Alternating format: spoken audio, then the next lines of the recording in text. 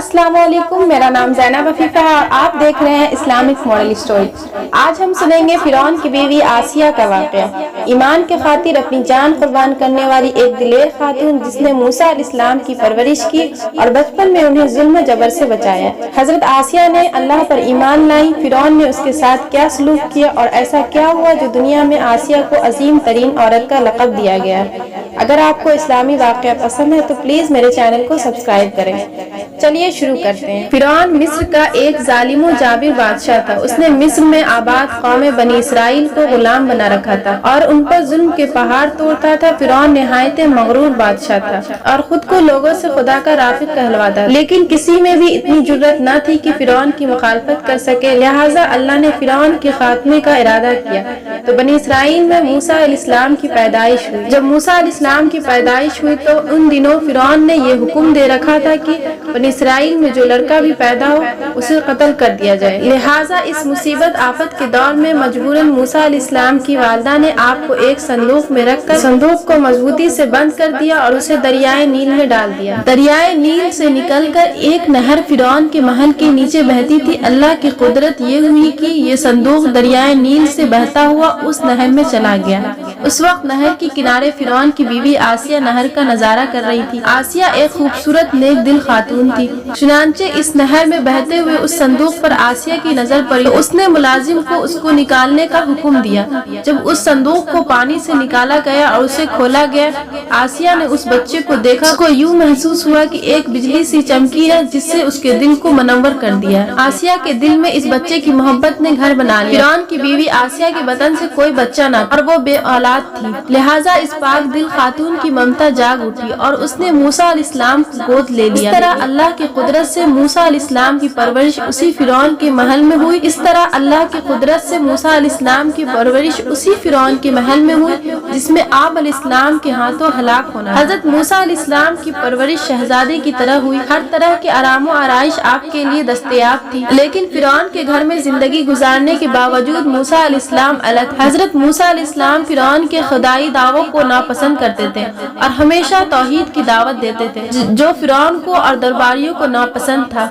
बहुत जल्द वो वक्त भी आ गया जब अल्लाह ने हजरत मूसा अलैहिस्सलाम को नबूवत अता की और आप फिरौन के दरबार में ईमान की दावत लेकर तशरीफ लाए। उस वक्त फिरौन के मुतालबे पर जादूगर और मूसा अलैहिस्सलाम के दरमियान सहर का मुकाबला जिसमें हजरत मूसा अलैहिस्सलाम की लकड़ी हकीकी सांप में तब्दील हो गई और जादूगरों पर हक वाज़ेह हो गया कि ये अल्लाह के सच्चे रसूल हैं जिन्हें हमारी हिदायत के लिए भेजा गया है। जबकि फिरौन अपने अना और गुरूर पर कायम रहा और मूसा अलैहिस्सलाम की दावत का इनकार कर दिया। इसी दरबार में हजरत आसिया भी मौजूद थी।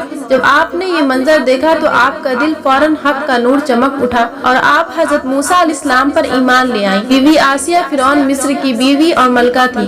आपके पास माल दौलत की कसरत थी, लेकिन इसके बावजूद आप गुरूर तकब्बुर का शिकार नहीं थी, बल्कि आपका दिल गरीबों की मोहब्बत की शहरसार थी। आप दिल खोलकर सदकाए खैरात करती थी। इसी वजह से हजरत आसिया को मिस्कीनों की भी माँ कहा जाता है। चूँकि हजरत आसिया अपने शौहर के जुल्म को पहचानती थी, इसलिए अपने ईमान का इजहार न किया। आप छुप छुपाकर एक अल्लाह की इबादत किया करती और अल्लाह से ये दुआ करती, ऐ अल्लाह मुझे फिरौन और उसके अमाल से निजात दे, मैं उसके कुफरिया हरकत से बेजार हूँ। यहाँ तक कि एक दिन फिरौन को हजरत आसिया के ईमान लाने की खबर हो गई। फिरौन ने दरबारियों से कहा, क्या तुम लोगों को मेरी बीवी की कुछ खबर है? तुम लोग उसके मुतालिक क्या जानते हो? सबने बीबी आसिया की बड़ी तारीफ की और उनकी भलाइयाँ बयान की। फिरौन ने कहा, क्या तुम लोग को नहीं मालूम मेरे सिवा दूसरे खुदा को मानती है?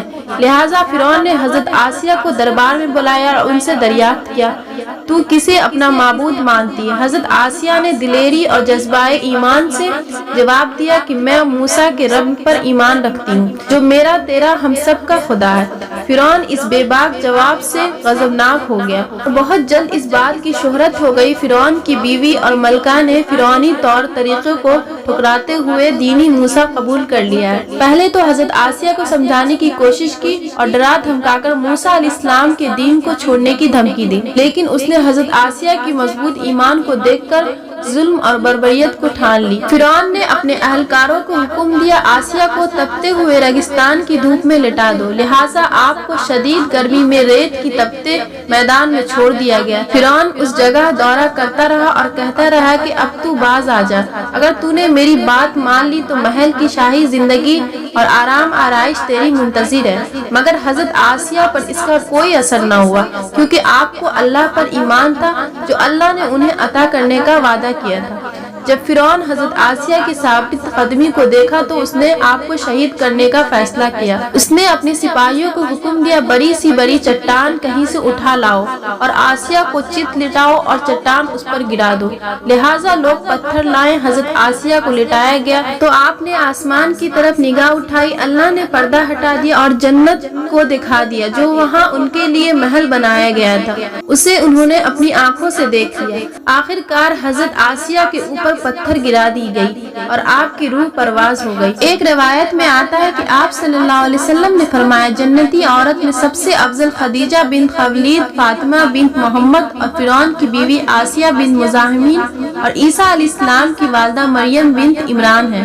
ایک روایت میں آتا ہے کہ حضرت آسیہ کا نکاح جنت میں محمد صلی اللہ علیہ وسلم سے ہوگا۔ ہم نے دیکھا کہ حضرت آسیہ ایسی حکومت کے ساتھ، ایسے دربار کے اندر اس قدر مال و دولت، ایسی اطاعت گزار غلام اور کنیزوں کے ساتھ بہتر زندگی تھی، لیکن انہوں نے حق کو قبول کیا اور موسیٰ علیہ السلام کے دین پر ایمان لیا، حالانکہ انہیں معلوم تھا کہ ایمان لانے کی وجہ سے ان کی تمام خوشیاں چھین سکتی ہیں، یہاں تک کہ جان بھی جا سکتی ہے، لیکن آپ نے حق کو قبول کیا۔ لیکن کوئی شخص بھی اس دنیا کی مشکلات سے گزر کر اللہ کی اطاعت کرے گا اور انسان کے بجائے اللہ سے ڈرے گا تو آخرت میں اس کے لیے بہترین زندگی۔ تو یہ تھا حضرت آسیہ کا بہترین واقعہ۔ اگر آپ کو اسلامی واقعہ پسند ہے تو میرے چینل کو سبسکرائب کریں۔ خدا حافظ۔